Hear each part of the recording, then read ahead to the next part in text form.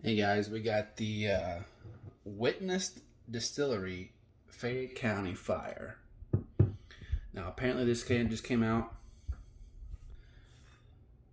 35% alcohol, 70 proof.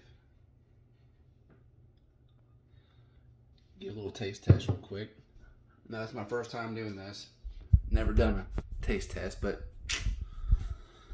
haven't really seen this. Apparently, it's brand new. And I've been hearing it tastes like Goldschlager. So, quick little taste test here. Don't judge my cup.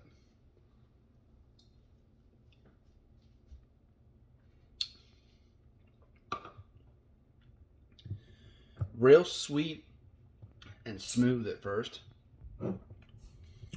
Then it comes in and tastes like a cinnamon candy.